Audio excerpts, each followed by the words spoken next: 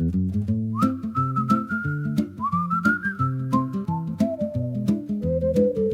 brave monde court, s'agite et se bouscule pour attraper le train de 8 heures de précis. Il surveille l'aiguille ainsi qu'une cellule et s'offre des infarctus avant d'être rassis.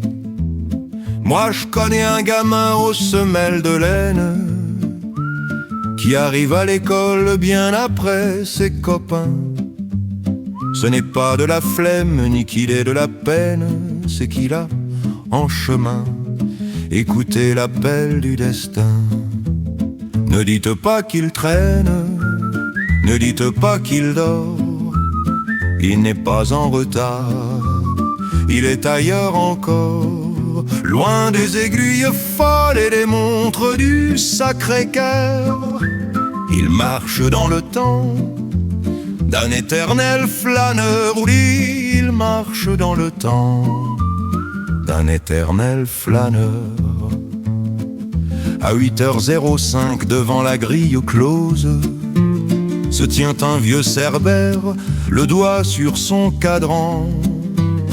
Il guette le gamin, la mine un peu morose, prêt à marquer le nom du pauvre délinquant.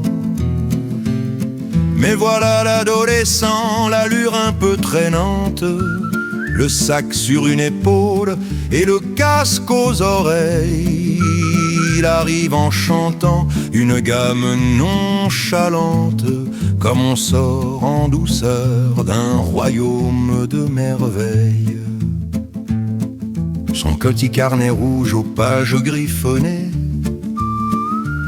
subit les assauts vils des gardiens de l'horaire. On y grave des heures, des jours et des années, comme on jette un caillou au fond d'un grand cratère.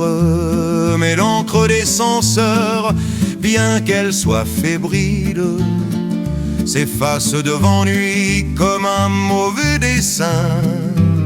C'est fort inutile de vouloir vendre docile celui qui fait la cour à son propre destin. Mais à 8h10, la sentence est tombée. Le verrou a crié son refus du flâneur. La porte de métal s'est enfin refermée sur les doigts du gamin et les rêves du cœur.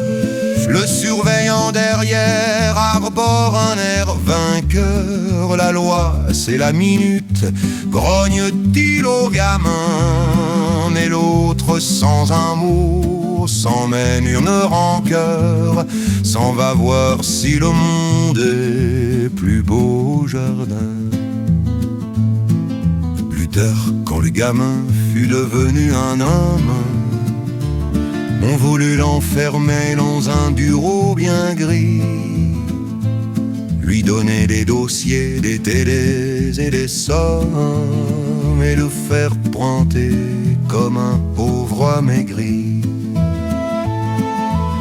Et pendant que les chefs comptaient le rendement, lui, il cherchait l'abîme au milieu des contrats. Il préférait la vie et ses détournements aux honneurs de ceux-là qui ne font aucun faux pas. Ne dites pas qu'il traîne, ne dites pas qu'il dort, il n'est pas en retard, il est ailleurs encore, loin des aiguilles folles et des montres du Sacré-Cœur. Il marche dans le temps d'un éternel flâneur. Il n'est pas en retard, non, c'est un bel hommage. Il grandit simplement au rythme des vrais sages.